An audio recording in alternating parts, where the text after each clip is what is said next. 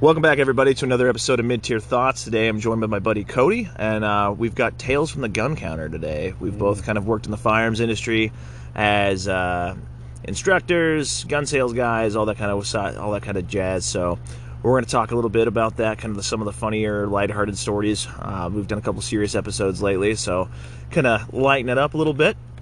But with that being said, don't forget to check out www.midtierthoughts.com. Check out all of our awesome merch. Also, Blackout Coffee, links in the description. Anything you get from there helps us out, helps them out, helps you out, since they support a lot of Second Amendment causes. So, with that being said, I'm here with my buddy Cody. Cody, if you kind of want to just give a brief rundown of why we should care who you are. Well, you definitely shouldn't care who I am. I'm nobody. I'm just a regular guy. Did a little bit of time in the Navy as a Master at Arms. A little bit of time as a civilian police officer in Washington State. After that, I've bounced around and done some firearms instruction work and some private security work. I'm currently landed here for the Department of Energy. Sweet. So yeah, me and him are work buddies here, and we've got a lot of similar stories going back there. So, for those who've listened before, you guys know that I've worked in the gun shop for quite a few years, as did my buddy Cody. A lot more on the instructor side, I think, than on the gun counter, if that's right. Yeah, I didn't do any sales, actually, mostly instruction. So yeah, a lot of my time was spent more behind the gun counter, doing a lot of that, a little bit more instruction with that. But I would say, what is your biggest pet peeve when it comes to the gun industry side of things, as far as dealing with customers, that kind of thing? What would you say your biggest pet peeve is? I have a couple, but I would say my biggest, probably my biggest pet peeve is the people coming in that already know everything.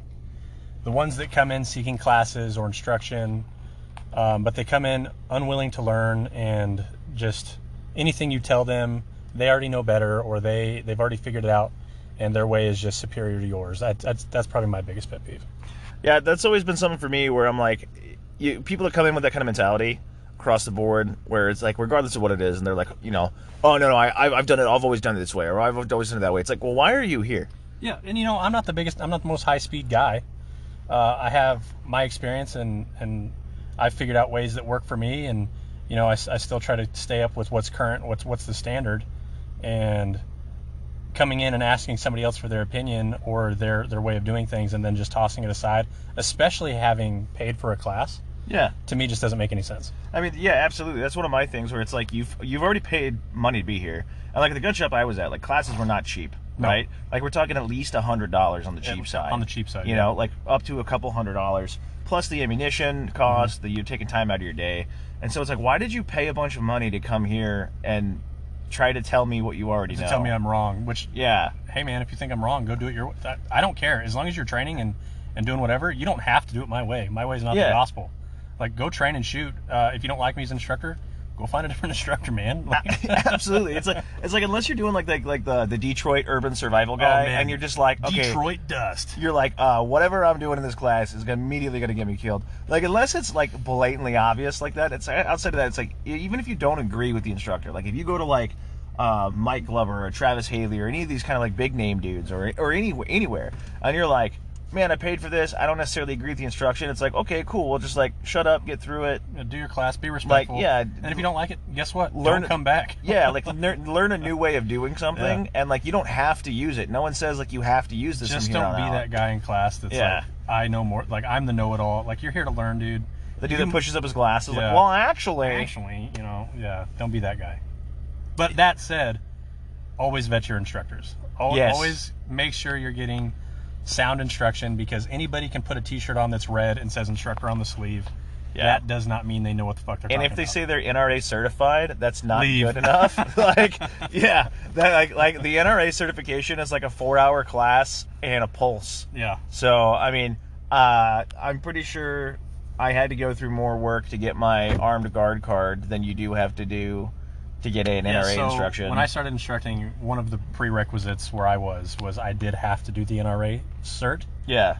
But it was literally a 4-hour course where we just went in and sat down, and some boomer FUD talked to us about, he ran us a PowerPoint, and we didn't do any practical anything. We just okay, here's your PowerPoint. Never call a firearm, it's always a weapon. And now you're NRA instructors. And I was just this was the biggest waste of time in my life. Yeah. Yeah, I think like kind of along that like boomer FUD line and like the whole like you can't tell me wrong, or you can't tell me that I'm wrong kind of guys is. Well, you're younger than me. You can't know more than me. Dude. Yeah. Just like I would have people come in and like not even for like just full on instruction, just like they'd come in, they'd rent a gun because they want to buy one, they're trying to test it out, right? They're out on the range and it's like, oh, I can't hit anything, this gun sucks, blah blah blah, whatever. And you're just out there being like, hey, I'm just trying to give you some tips, right? Especially when they willingly admit. Like I would have some older people come in and admit, like I haven't shot in like 30, 40 years, or like, oh, I shot back when I was in the Army, but that was, in the 80s. Mm-hmm. And it's like, okay, well, it's 2022 now, so we should probably brush that skill up. And then they hit you with the Ron Swanson hand in your face. I know more than you. Yeah, exactly. Or like they're teacupping it, or they're crossing thumbs, or whatever, trying to tell you whatever. And you go out and you shoot a perfect, 10 ring, and you're like, no, it's not the gun, it's you. Yeah. No, it's the gun. You gamed that. Yeah. You gamed it. Yeah. Or like, how many people would think like, oh, my sights, my gun shooting Glock low. shooting low and left. Yeah. Glock shooting low and left. You need to bump those sights over. Yeah. Can you adjust the elevation on these fixed sights for me? Yeah. Right you're on, like, buddy. homie, that gun don't work that way. Yeah. That's not how gun. Yeah. I think that's for me that's like one of the biggest things is there's that are like how many times I'd have to explain to people like. When you fill out a 4473, right? That information goes on the paperwork, and then that paperwork gets filed in our office, and then eventually, once we like close out enough stuff, we have to send that to the ATF, right? But like, there's no official registry of like who owns what, like officially, right? And how many times people would be like, I don't want the government to know what I have. And it's like tracking my name. Yeah. Turning the frogs gay. Yeah. I kind of want to put my social security number on there. They don't need to know what I got. Bro, do you have a driver's license? Yeah, it's like, it would always be like boomer vets that would do it the most, like dudes from like Vietnam or like the Cold War era. Like the government doesn't need to know. It's like, dude, you have a VA card. You own a house. They already know everything about you. It's like, why does it matter? Like, of course, it's like, dude, they already know. That was always the biggest thing for me, was just like trying to explain that to people. I'm being like, well, it doesn't change anything. I'm not sending this paperwork and like no one's putting this in a thing. Like that's not how this works. Or like the gun's registered in my name. Yeah. People coming in and like here in Washington, we had this thing for a long time where it was like, it's 594. I think we've talked about it before on the show, where you had to do private party transfers had to be conducted like at a gun shop. Yes. Officially, right? Yeah. And that people would come in. Now there was exemptions for family members. It was like all the way out to like cousin-in-law. Mm-hmm. It was a very wide exemption, and you could literally just give it to them. And how many times I'd have people come in like father to son, be like, well, I got to do paperwork, give this to my son. I go, nope, you don't. Just hand it to your kid. Well, it's registered in my name. Nope, it's not. Yeah. Nothing is in your name. That's not a thing. Just exists. And how many people would just like call me the retard for that? And it's like, look, dude, you got your gun knowledge from CSI. You don't know what's going on. I think a lot of FUD lore permeates the gun industry. And I use the term, well, you always hear the two-way society or the two-way culture or anything like that. And yes, we all appreciate the two-way, but I think calling it a society, I think that's a stretch, because there's so many people that are pro 2A that come from so many swaths of life.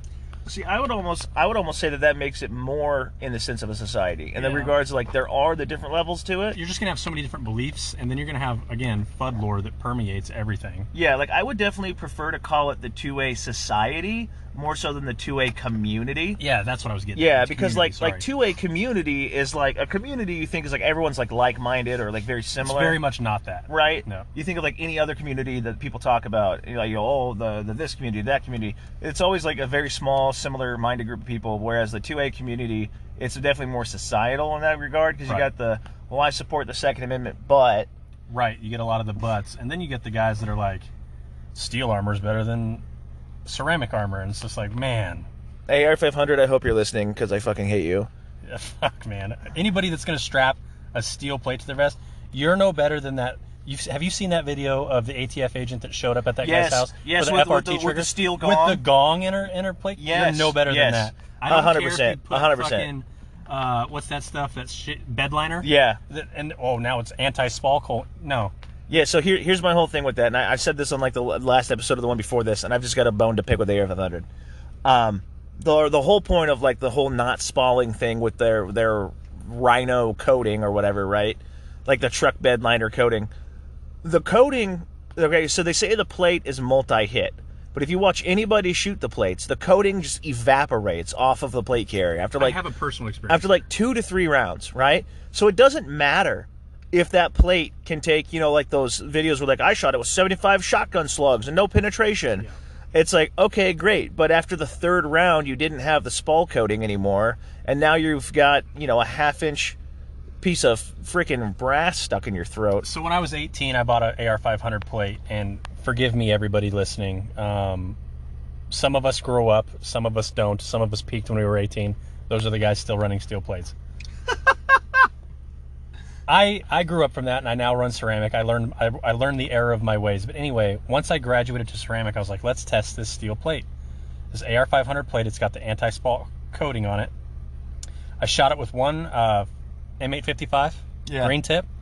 To its credit, like it says, it's a freaking 1/4-inch or 1/8-inch steel, whatever the fuck it is.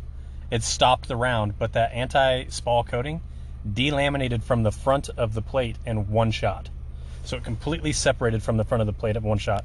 Any subsequent round after that, your spalling was flying out from where it delaminated from the front of the plate. So, okay, they have anti-spall coating. Maybe it catches the first 2, 3 at most rounds. And then what? By the way, what are you doing where you're standing there so long, where you're just soaking, you're bullet sponging all these rounds? What are you doing? Exactly. That's like my thing is I remember years ago, like when AR-500 was like first coming out, that they'd send a plate out to Demo Ranch back when he was still really like kind of unknown. 1,000 shotgun slugs. Yeah, and he's like, I shot 75 shotgun slugs at this thing, no penetration. That's pretty cool. And yeah, it sounds really cool. Yeah. But then you think about it, like if I'm in any scenario where I'm getting RoboCopped to the chest, fuck, man. like I don't have ribs anymore. Yeah. You know what I mean? Like my chest trauma. Yeah, okay. My chest is no longer. It's just a slushy. I don't care who you are. If you're wearing ceramic plates or steel plates, if you eat 2 30-06 or 308 to your chest, you're basically out of the fight. You're not just gonna get up and start running and gunning again. That shit hurts. Yeah, it's gonna fucking set you down. So, and everyone I think that's funny that's like, oh well, it steel's better than nothing, which I would argue it's not. I'd rather run a chest rig. Yeah, that's what I'm saying. Is like I'd rather run a chest rig, and the reason I would say it's not is that steel armor has existed around since World War I, right? And yet, like it was kind of like a trench adoption for certain things every now and then, and yet it was never widely caught on. You know where steel belongs? No one in World War I, World War II, Vietnam, like Gulf War, Second Gulf War, anyway, nowhere along any of the point of those lines did the U.S. military be like, you know what we should do? We should issue all our GIs landing on Normandy 7-pound plates of steel. Yep. They were like, hey, here's a chest rig, a bandolier, and some cloth. Fucking, you're fine. Get after it. I'd rather strap a phone book to my chest. I think, yeah. I mean, you remember those phone books? Yeah. If you can find one, you'd be better off. I just saw a video today of it was a Russian reservist getting issued his equipment, and inside he had like those like it looked like the kind of like the soft armor body carriers like a cop would wear. Yeah. And that's what he was getting issued, and it was full of wood. It was 2x4s. Still better than steel. I was like, oh my god. I was like, dude, that's just insane. You know, but at least he's saving the environment, you know, since it's organic. It's recyclable. Yeah. But yeah, I mean, it's the same kind of people are in that regard. I think are the same dudes who's like, we all start somewhere. We've all done this before when you're new to it and you don't know any better. If that's how you start, the whole red anodized ARs, Punisher skulls, like Amazon optic stuff. I was guilty of Punisher skulls too. Yeah, it's like at one point it's almost like a natural evolution of it. It's a birthright. It's a rite of passage. Exactly. Like, unless you really have someone helping guide your hand at the beginning. But like I said, some of us graduate and we learn, oh, that was just cringy. Yeah. That was icky. Yeah. And then some of us go, nope, this is just peak gun right here. Dude, there's a guy on Gunbroker that used to handle all the Gunbroker sales for the gun shop I worked at, and I would always see his stuff pop up on the homepage, and he would always sell... I don't know if he just created a bunch of these for funsies and then sold them, or if this was like his business, but his whole thing was the zombie AR pistol. Oh, yeah. And he would have like the skeletonized, like brass knuckles grips. You'd have the green slime lettering. Yeah, and he would have like the super aggressive, like spiked muzzle device. Yeah. You know, to where you can just like punch the symbol on the side. Yeah, of it. Yeah. I remember it. And he had like 87 color versions of these, and that was his thing. And he was selling these things for like $1,200 a piece. And you know damn well that this is like an Anderson upper and lower with every Amazon special part you can find. One of the guns of all time. Yeah, just one of the guns. One of the guns of all time for sure. And dude, I was like, every time I'd see this, it just blew my mind. It was almost as good as I saw this one Browning High Power one time, that a guy had done his own custom homemade paint job to try to make it look like that Marine Corps Desert Marpat. Okay. But it was like he colored it in with like pins or something. It just looked terrible. Just paint pens? Yeah, like it looked terrible. And then his flashlight that he had on there was just like a off to the left mounted flashlight, like an actual flashlight, like a stream light. Okay. Not like a weapons light.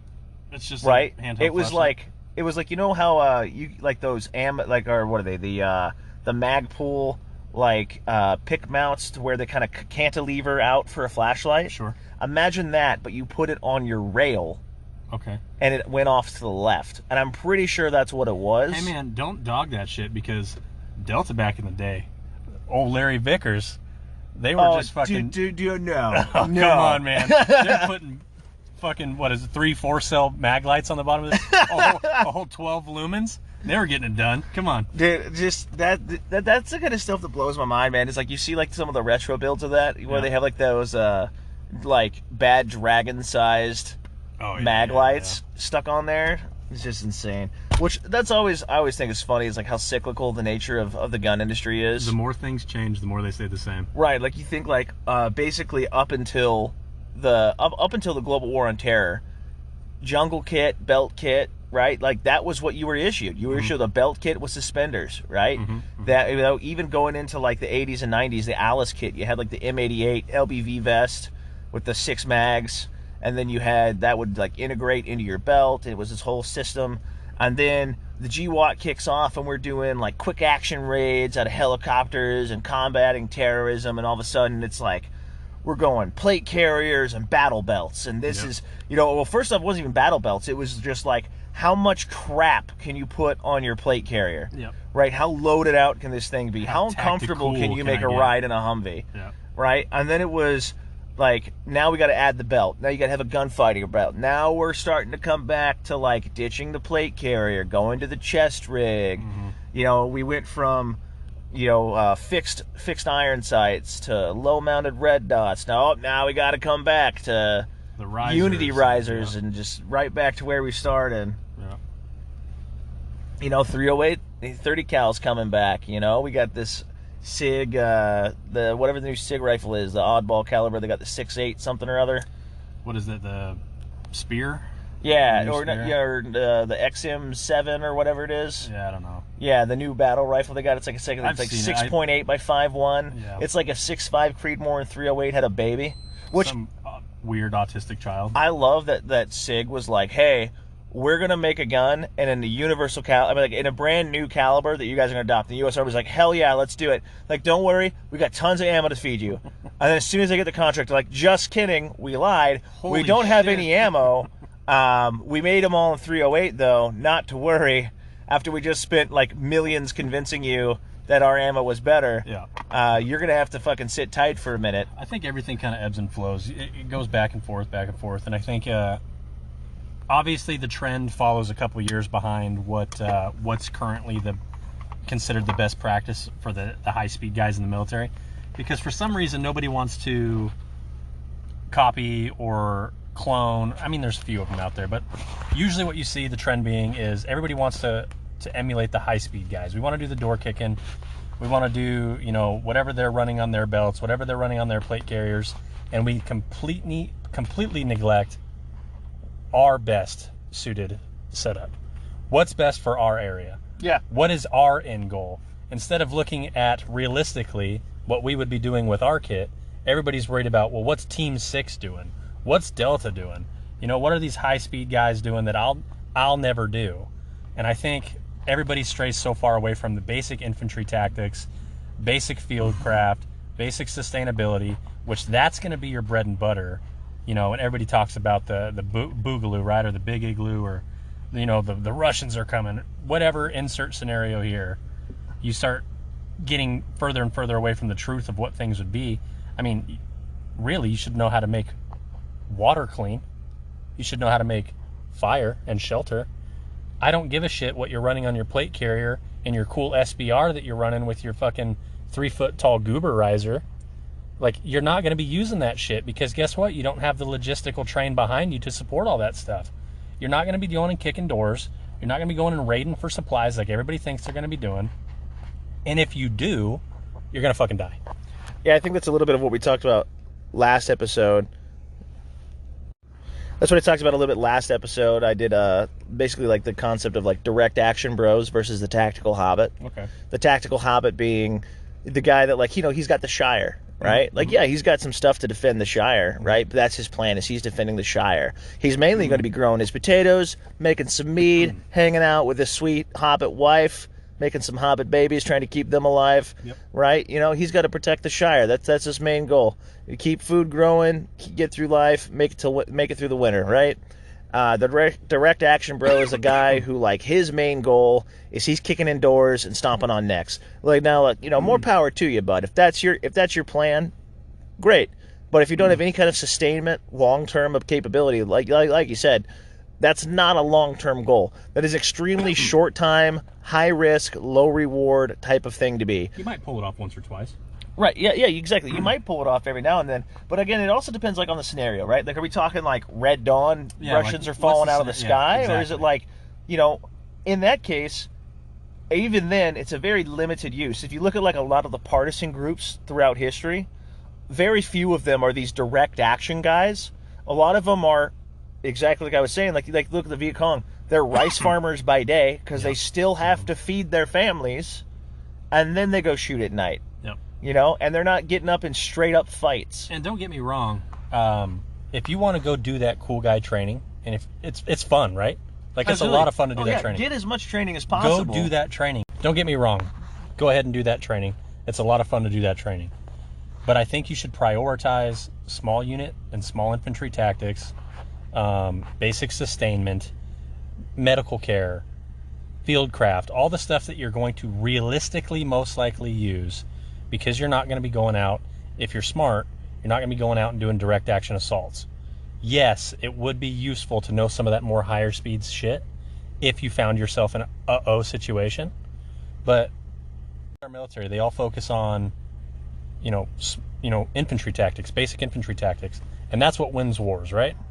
Like, excuse me, all your high-speed cool guy stuff, yes, that's cool. It's sexy to look at on Instagram. It's a lot of fun to go do when you're training. I've done a little bit of it. It's a lot of fun.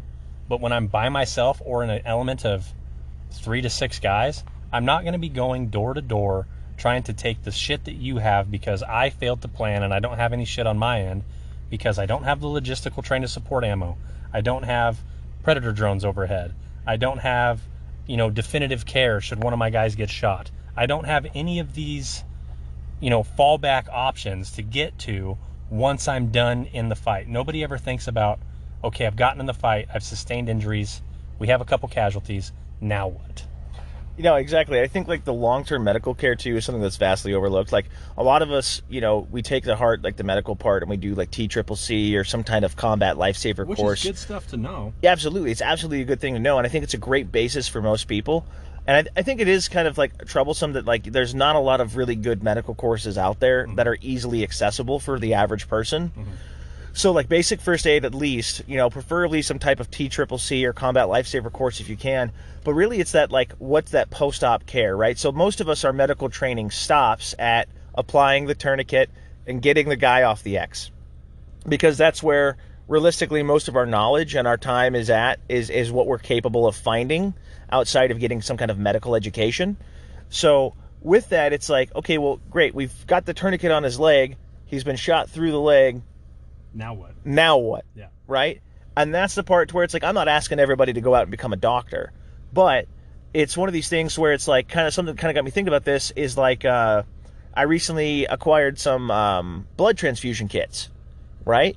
And it was one thing I got to think about. I was like, think about just something simple like that, like knowing how to do a blood transfusion from A to B, from soup to nuts, man. yeah, from one guy to another guy, and like how do I get blood from him into you, and make and like obviously as long as it's compatible, but being like, hey, if you need him out and drink it, right, like if you need blood, how do I get it from your body to his body and not kill both of you? Yeah. Things like that, like to where that alone could be something that could help somebody majorly. And then, is there anything I can learn, I can acquire, or I can do or practice somehow that is some kind of definitive long-term care, or find someone who has that knowledge to be able to, hopefully keep the guys alive. Well, I think that's an important part of building a community, right? Or building a tribe. Yeah. I think a lot of people get this glorified idea of, I'm going to lone wolf it, or, I'm the protector of my family. And there's nothing wrong with being a protector. I think a lot of us, especially in the industry or society, we'll call it, that we're a part of, a lot of us take this protector role seriously. But I think too many people overly glorify it, and they think that they're going to just be able to do everything on their own, and you're not. You're just simply not. You got to have some sort of community or some sort of tribe or group behind you that can support all of these activities that you're trying to do, because you're not going to do it alone. Everybody's going to need help at some point. I don't care how really badass you are. Well, I mean, it's like I've said on here before, you got to sleep at some point. Yep. Right? At some point, you got to sleep. And let's say if you and your wife or you and your girlfriend are running 12-hour shifts opposing each other, that's going to really suck. Man. So it's, especially if you're like, hey, I've got all this training and know-how and stuff, but my wife doesn't, and now I've got to rely on her to hopefully stay awake for the next 12 hours and watch my back.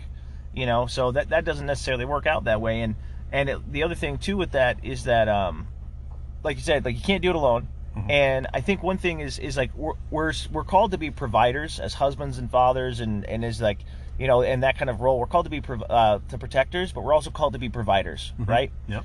And so a lot of us focus on the protection part, but maybe sometimes skimp over the provider part. Yep. Now, a lot of us, I think, in like normal times, as we should, look at that as like, okay, well, that means I go to work and I earn the money so I can get the things, right? I earn the money so I can get the food. I earn the money so I can pay the rent. I earn the money so I can do all this. Well, if we get to the scenario to where earning the money is no longer not a priority at the time because of whatever disaster scenario has occurred, right? We should know how to provide in some manner. Provide, yeah. Whether that be growing a garden, hunting food, or finding food, or having food stored up, whatever. Making water clean. Simple things like this, being able to provide warmth. Like one of the things I like to think about all the time is like I live in a house that doesn't have a fireplace, right? How do I keep my house warm in the wintertime? Light it on fire. Not ideal. But it is an idea. It's an idea. But so I've got like a Mr. Buddy heater and a few other things, some few house safe options, or like there's like the idea to where you can take like a clay pot upside down, put some tea candles underneath it, and it radiates the heat. Like there are options, right? But you need to know these options, try these options, and look at try to practice these things now whenever, you have the luxury to, than being like, oh crap, the lights have gone out, it's January, I don't know how to keep my family fed till spring. Yep. So this is where I think that the provider part of that really becomes a bigger deal. Well, nobody focuses on that because it's not sexy. Exactly. It's not sexy to figure out how to light a fire. It's not sexy to figure out how to sustain food. Everybody wants to throw on their kit. And hey, don't get me wrong, it's fun to do this. I'm just as guilty as the next guy. It's fun to throw on your kit. It's fun to go to a cool 2 or 3 day course where you're throwing nods on and you're doing some high speed, cool guy, I'm going to clear this house out. But how often are you going to use that skill? Yeah. If you need it, if someday you need it and you don't know how to do it, I guess you're going to be in some trouble. But realistically, I don't think you're going to be in that situation as much as you would be, I don't know, how do I feed my wife and 3 kids? Yeah, I think it's interesting where if you look at certain things, like you can even look at like active military combat, right? Mm-hmm. Like for example, let's use the Ukraine as an example, right? On a daily basis, are there firefights and things going on in the area? Absolutely. Is every single Ukrainian soldier getting in a bloodbath World War I mowdown every single day? Nope. No. You know what their daily priorities are being? How do I get food today? How do I get clean water today? And make sure I've got somewhere relatively safe to sleep. Yep. Right? The firefights will happen. They may or may not come. But what will come is sleep, drinking, and food. Yep. Right? And so those, again, that goes the same thing with your family, right? Is like the odds, realistically, is like if dudes in an active war zone are not getting in gunfights on a daily basis, right? You're probably not getting in gunfights on a daily basis, and right? I don't know what's the most common scenario right now that everybody thinks is going to happen. What's the big? Was it society collapses? I mean, I think that's probably the most realistic. You know, Yeah. I mean, you might have people who think about like the World War III scenario or Sure. something like that, but it's like, again, like the logistics of invading the United States. It's not going to happen. It would be extremely difficult. Even if it were to occur, it would be extremely difficult to pull that off. So I think the most realistic would be some type of Inner collapse. like inner collapse, civil war / economic collapse. But even then, disease, it's going to be something highly like that. pocketed. It's going to be, I would venture a guess to say that it's going to be secluded to mostly urban areas. You're going to see a lot of it in inner cities. You're going to see a lot of it in, more urban built-up areas where resources aren't as readily accessible as they might be in a more rural setting. So, I don't know. You kind of got to know your environment and what you're working in, and then you got to be realistic with yourself and the group of guys that you train with, because hopefully you're training with a group of guys. What's your most realistic scenario, and how do we train for that? I think that's how you should approach that. Yeah, and I think that's a good point to it. Is like, again, knowing your environment, both like your physical environment as far as like where you physically are. Like, for example, if I'm in a more rural area, I'm going to have different concerns in any scenario than if I'm in a more urban area.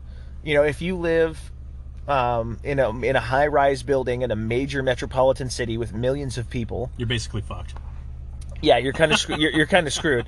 But like, if let's say you've got your apartment stocked up, you're good to go, you've got your guns and ammo, all this stuff. Your concerns on how to survive and how to stay alive and attain food and clean water are entirely different than like me living in a town of less than 10,000 people. Right.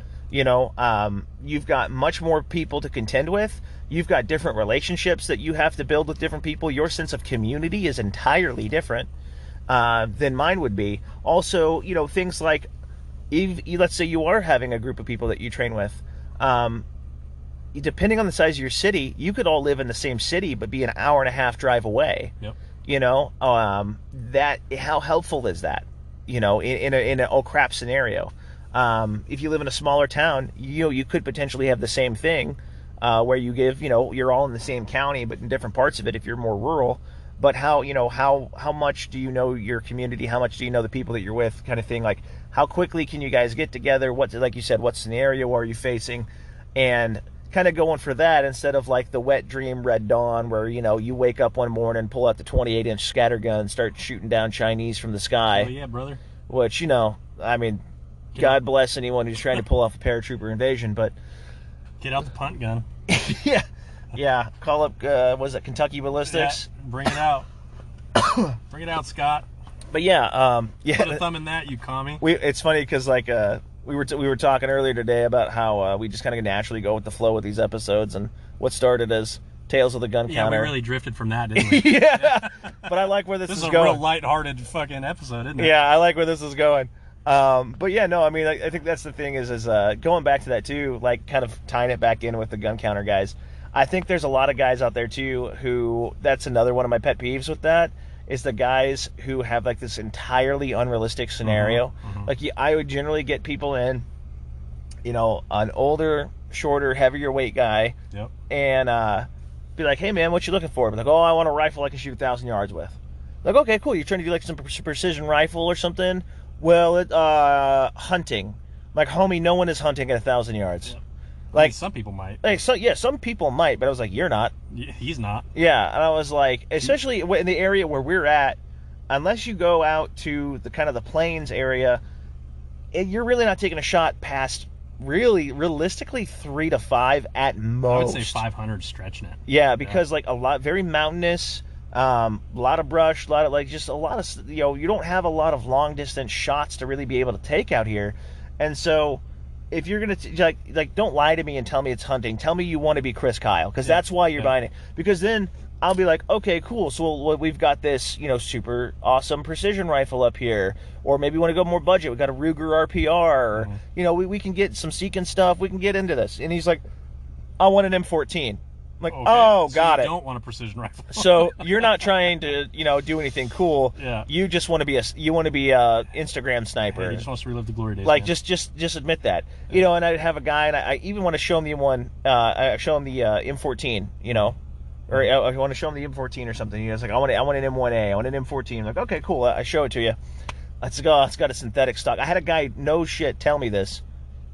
That synthetic stock, that looks like if you hit somebody up, if you hit someone with a butt plate, this thing would just shatter. What are you doing, dude? I need wood. I'm like, well, homie, I thought you were shooting 1,000 yards. Yeah. If you're shooting them at 1,000 yards and they're sneaking up on you to where you got to go hand to hand. First off, guy, can you hike 1,000 yards? Yeah. I'm like, let's say you're in a stationary position and you have a 1,000-yard driveway and you're popping them off 1,000 yards. Homie, if they get close enough that you need to start worrying about the synthetic stock breaking when it comes to butt checking somebody with this thing, you've got bigger problems. You do see a lot of the inflated sense of what the situation is going to be in the gun world. This just completely unrealistic situation, and I don't know if it's just the average male fantasy of I want to be the hero, which we all have that, right? Absolutely. We've all daydreamed of being the hero in any given situation, but it's like you got to be realistic with yourself and you got to prioritize the things that are real. You can't just be out here like, I'm going to shoot. First off, you're not shooting 1,000 yards with an M14. You're not doing it consistently. Second, like you said, like unless you're about to drop $3,000 or $4,000 extra to get that rifle, get this fucking completely precision chassis redone, slapped, embedded, no. And again, what are you doing where you're just butt stroking people with this rifle? Yeah, that's what I'm saying. Like, I have nothing against anyone like getting prepped, getting ready, and being like, I've got my loadout for if things go south, and my preferred loadout is a insert rifle here that I may not. I don't care what you run as long as you train with it. But exactly. At the same time, but also be realistic. Yeah, exactly. Being realistic with all that, and also if you're some dude who's like, all I've got is my Argentine Mauser, just know that you're running out of ammo before the rest of us. Yeah. Pick a caliber that you can sustain. Did you ever have like I had this one dude at the gun shop who would call all the time. He would call on the phone and ask questions about like menial shit. Like this one guy calls and he's like, hey, I'm looking at these two different buffer springs. One's $12, one's $14. One says it's good for 65,000 repetitions. The other one says 70,000. Which one should I get? Which one? I'm trying to build a rifle that'll like last to the end of the world. And it's like, buy both. Yeah. Get backups. Yeah, now you have an extra piece. Oh, you have a wear part. And this guy would have like a 45-minute conversation about like the scientific breakdown of the materials in these two springs. Like, dude, they're $12. Just buy both. Who cares? Dude? Yeah. A lot of people get hung up. And I'm guilty of some of this too. Is I've got a little bit of the tism. I think a lot of us in this realm do, and we get hung up in the details sometimes. But a lot of people get way too hung up in the details. And it's like if you got something that runs and it works and you know how to work it, run it, but then be able to sustain said item. So if you have an AR-15, pick an AR-15 for example. AR-15s have wear parts that are going to break after X number of rounds. Know what those parts are and then have extras. Yeah, I think that's an important thing too that's kind of gets overlooked a lot is like the small parts game. Yep. And having extra parts or... if you do have extra rifles, just be prepared to potentially cannibalize them if you need to. Hopefully you have parts on so you don't have to. But one of those things where it's like if you've got your, let's call it your go-to-war rifle, sure, right? And you've got a couple other fun ARs that you're like, if shit goes down, like I'm not going to grab that one. Yep. Well, great, you've got 2 extra bolts. Sweet. Extra pair of gas rings, like things like that. Or you got 2 extra uppers that you can give to a homie. Yeah, or you got different rifles you can hand out, things like that. Yeah, but things that along that regard. I think the other thing for me too, like when it comes to like the gun shop thing, though. Yeah. My biggest pet peeve too is like, which is funny, is being both of us prior military and you being a prior cop. The guys that walk in and are like, I know what I'm doing, I was in the military. The ego. Or I know what I'm doing, I was a cop. And those dudes tend to be like the worst they're shooters. They're typically the worst. You get some that are squared away, but here's the thing: if all you got for training was the basic, and it's called basic for a reason. Yeah. If all you got was the basic infantry training or the basic boot camp level training, and you get out of the military and think that you know enough to sustain yourself or a gunfight or whatever, you're wrong. We've seen it. Even just simple, like not even like getting into the gunfighting, just simply shooting paper targets. Yes. And doing it reliably and accurately. Yeah. How many times have you seen it? A guy comes in, he says, "Oh, I'm a Marine," or insert branch here. I've got this, and then they're just splatter fucking the target. Right. Well, I mean, like, we'll think about this, right? So, like, the Navy rifle qual. Yep. Right. The Navy rifle qual. You shoot at, like, was it a simulated 300 yards? Yes. Yeah, it's simulated 300 yards. So it's just a small enough. It's a target that's small enough that, in theory, it's a man-sized target at 300 yards. But it's really at like 25. It's just that's the way we do it because it's indoors. I think to pass it's like the equivalent of a 70%. I can't remember off the top. Yeah, it's roughly about 70% to pass the rifle qual. It's not now, a high obviously standard. Obviously you want to do better, and there's different tiers for doing better, like getting marksman, sharpshooter, expert. But like just a basic pass is 70%. That means 3 of every 10 rounds don't even hit the damn paper, right? You're good. And you're good. Yep. So like when I was in the military. Oh, that means that you suck. Not every time. Not every time it means you suck, but a lot of the times, if you haven't sought training on your own outside of the military or law enforcement or private security or whatever you do, the bare minimum training that they give you is enough to get you out and get you into some trouble. Please go seek further training beyond the bare minimum that they give you if you really want to become proficient in anything. Prime example of this, I won't name the agency because I don't know if I can, but there was an incident at a gun range I used to work at, where a federal agency used us as for their qualifications. Okay. There was an individual on the firing line who was left-handed, who should have been put at the far left to be out of, so there was no one to the left of him when he drew, but they threw him in the middle for some reason. Okay. He had also been brought up that, like, hey, this guy's dangerously unsafe with firearms. I don't want to be shooting near him, was said by this other person, this other agent of this federal agency. Anyway, long story short, the bad shooter, we'll call him Shooter A. Okay. And the guy who gets shot, we'll call him Shooter B. Okay. Spoiler alert. Shooter A, right, tries to quick draw his pistol out, fires a round into the concrete floor, which ricochets into Shooter B and pops him right in the thigh.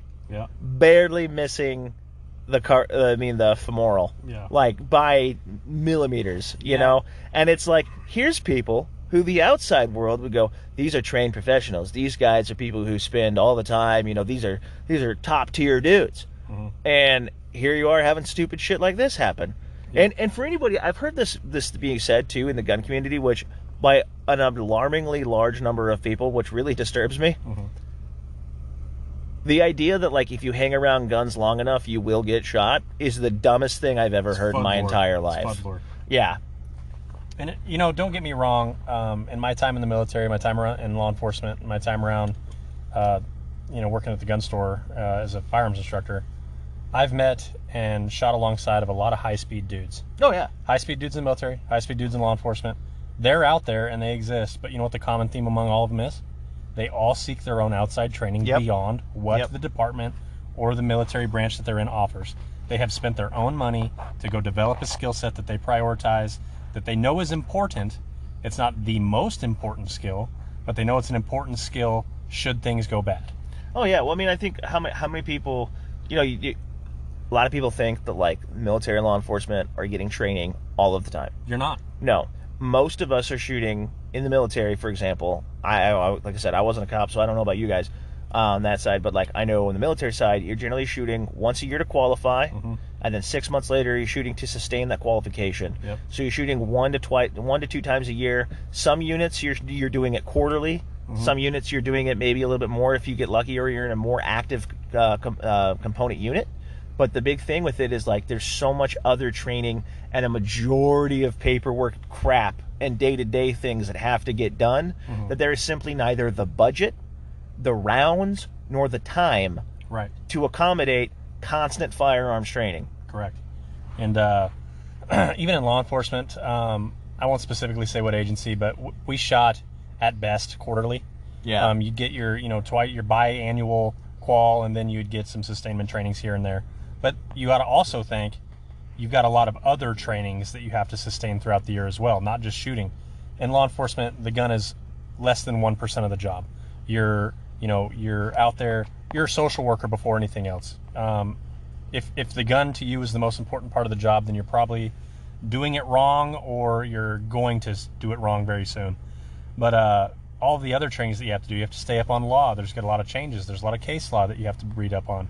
There's DTs that you have to do. There's some driving stuff that you have to do. And there's just all this stuff that you got to stay up on. And when you mix funding and time into all of that, the gun tends to fall by the wayside. Yeah. And that's the thing I think actually is interesting that we say that, is that if in both the military and the law enforcement side, right, which most people I think would imagine these being gun-toting jobs, right, the gun itself takes up so little of the job. Right? And then when we apply that to our personal lives, it's the opposite. We apply so much effort.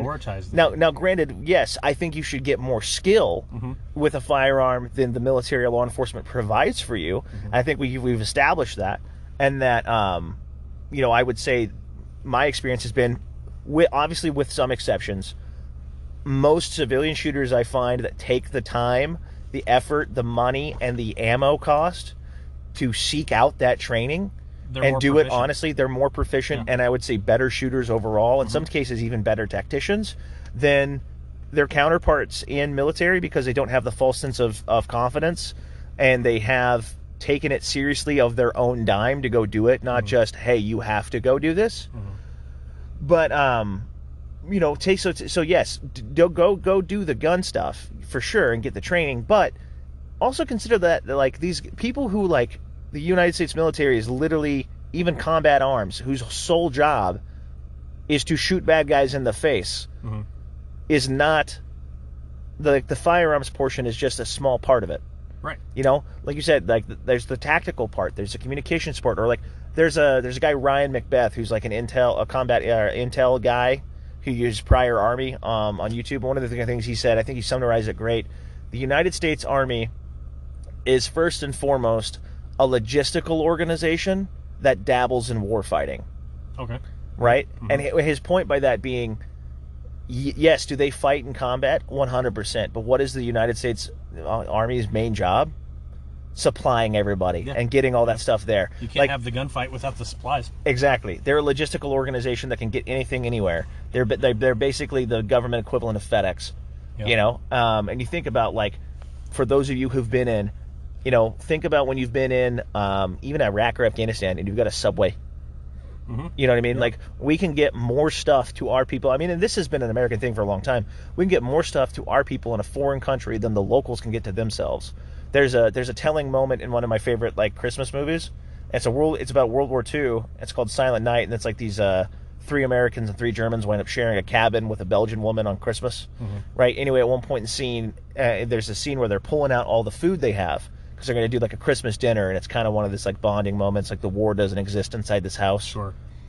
And the German guys, this is during the Battle of the Bulge, right? So basically Germany's back door, right? They're pulling out, like, they've got like 3 sausages and a loaf of bread. One dude's got like 2 cookies left for his wife had sent him, right? And the one guy's got like, half a beef cake or something, right? And then the Americans are just pulling out K rations like crazy. This dude's got like a whole Alice pack of food, bottles of French wine, like all this stuff. And the German guy's like, this guy has more food being 3,000 miles from home than I do being 30 miles from home. Hey, we'll out logistic the fuck out of you guys. Yeah, so it's like that's the thing, is like the things that win wars is logistics, not not necessarily like the ability to put bullets in faces. That's a part of it, sure. It's a part of it, and this is for my cops out there. If you guys definitely seek all the extra training, get proficient with your firearm. Do not rely on this on what you're just getting in your quarterly or biannual or annual training, whatever you're getting. definitely seek that training. But the most important skill that you guys can learn, coming from me, and again, my opinion means nothing, learn how to talk to people. Your demeanor and how you talk to people is the most important part of the job. And if you can talk people into handcuffs, personally, I took more pride in that than I did wrestling anybody into handcuffs. Yeah, cool, we can all wrestle the big guy into handcuffs if enough of us pile on top of him. But if you can keep cool and level-headed, and you can talk this guy into willfully putting his hands behind his back and in handcuffs, to me that is always infinitely more impressive than fighting that guy into handcuffs. And I think on the civilian side of that too, from like the prepared citizen, modern Minuteman side of things, think about this, right? When we say like, you know, how many gunfights do you intend to be getting on that you're getting shot so much that you warrant these steel plates or things like this? Think about like, in what ways could you prevent that gunfight from happening in the first place, right? Like in what non-violent ways could you prevent that stuff from happening? You know, I talked about this before in kind of my one of my earlier episodes where we talked about like building relationships, community building, and like, you know, Minuteman politics in regards to building community up to the point where your community kind of looks after itself, and then it grows and protects after that community, and then you next thing you know, you're you know, building a network of communities, and your tribe is growing and growing. You've got the whole town, you've got the whole county, so on and so forth. Like, how many conflicts can you prevent in the first place just by trying to find some sort of middle ground or some sort of way you guys can help each other out? Obviously, that's not necessarily going to always be but just keep in mind, like, you know, when it comes down to it, regardless, right? Yes, we need the training. Yes, we need to know what's going on, and we need to be prepared for anything. But also ask yourself, do you want to actually put yourself willingly into any position where you may be required to take a life? You know what I mean? Like, and that's just, I'm not saying like, you know, how am I trying to word this? What I'm trying to say is like, think about this honestly, you know, and think about like, hey, is what we're doing worth that? You know, is it worth it? Some things absolutely are. Defending your family, 100%. Putting food in your family's mouth, 100%. Protecting the things that you hold the most dear and your morals and your ideals, absolutely. But for certain things, I think there's instances where, you know, you see people who are way too willing to jump to the gun and way too willing to turn an incident way more violent than it needs to be, where things can be solved by just swallowing your pride and walking away. Ran over a stop sign. Yeah. You know, people doing stupid things. People doing like, oh, road rage incidents, yep. You know, or like anything, you know, and be like, hey, that guy did something stupid. Let me just go, bop, bop, you know. Slow down, stop, be level-headed. Don't let your emotions get the best of you. But with that, oh, go ahead. Oh, I was just going to say on that, learning the skill to communicate. Yeah. It's the same, you know, for law enforcement or civilian. If you can communicate, you can get through or solve or rectify, however you want to put it. You can get through most of those situations if you can keep a cool and level head, find some common ground, and just communicate with the other person. That said, there's times where that won't work. Mm-hmm. There's times where you do need to put hands on somebody, or there's times where you may need to go to a gun. So that's why we stress on this too. Definitely have the skill set to do both, but really try to solve problems at the lowest level as you can. Really try to use as little amount of force necessary to solve the problem as possible. You know, ultimately, at the end of the day, it's one of these things where we all prepare for the worst. We all prepare for whatever scenario we've planned on mentally. But it's one of those things to where it's like, we all, at least I would hope that we all hope that scenario never comes. That the better side of things wins out in the end, and that we don't have to get into these bad scenarios. I know, like for me, like with having kids, you know, it's like, if people talk about Civil War 2.0, things like that, like I hope my son never has to see that. I don't hope he doesn't have to live through that because of all the negative connotation that comes with it, you know? You know, I was the same way when I was younger. It was, when I was younger, I think in a lot of us, at least males in particular, when we're younger, we kind of glorify that stuff. You know, I want to go to war, I want to get in the fight. Oh, if Civil War happens, I want the fight here. Because I think we're trying to prove ourselves. We're trying to prove yourself, but then, like you said, we have kids. And then that puts a lot of things into perspective, and you realize, you know, I don't want the fight on my doorstep. I want my kids to grow up in the same level of comfort as I grew up in. Yeah. I don't want them to have to go out and forage for their food and worry if somebody, you know, 3 counties over is going to come on a raid to come try to take their shit. Yeah. I don't want that. I want my kids to grow up comfortable. Hey, it's hot out here lately. I like air conditioning. Yeah. Yeah. Yeah, I mean, like, if my son's biggest, like, confrontation in his life is having to go spend more time outside instead of being on an iPad in my air-conditioned house, like, that's winning. Hey, you did a good job. Right, that's winning right there. Yep. So I think that's one of those things, again, is like just putting everything in perspective. I'm not, I want to be clarified. I'm not saying there's nothing worth dying for. I'm not saying there's nothing worth fighting for. There absolutely is. But, knowing what those things are, putting them in perspective and really thinking about it and getting into the scenario, like even just to your daily life. Because if you do, in your daily life, have to draw a weapon on somebody, unfortunately, for those who've been put into that situation, you'll know better than anybody that that's not the end of it. As much as I hate the USCCA commercials when they come on TV with Tim Kennedy in the background, fuck that guy. They make a point. They're like, the shooting is just the beginning. And so it's that kind of thing to where, like, how many scenarios could have been avoided by you just not being in the area? How many things, like Sun Tzu says, and this is kind of cheesy quoting him, in The Art of War, Sun Tzu says the best fight is when you don't win. I mean, the best fight is the one you're not in. You fucking nerd. Basically, right? Yeah. Like if you can win the fight without starting it, like, great. I agree. A lot of people, and look, I'm going back again to it's the end of times, we have to survive thing. But I think this is the thing that most people relate to the most in the gun industry, is that we all like to fantasize about this situation. But going off of what you said, the best fight's the one you don't get in. If I see a guy, I've gone out in the woods and I'm looking for food, right? And I see a small element or even a single guy across the valley 350, 400 yards away, guess what I'm not going to fucking do? I'm not going to shoot at that guy. I'm going to go the other direction. I'm going to try to remain undetected because I don't want that gunfight if I don't need it. Absolutely. So discretion, I think, is the key word there. Is just using discretion to know when to act and when to not, and like having the wisdom to do that. But with that, guys, being said, thank you for sticking around for this episode. Remember, www.midtierthoughts.com, Blackout Coffee, and Parcel Safety. I've got links down below. They support us. We support them. With that being said, guys, it's been an awesome one. We'll see you on the next one.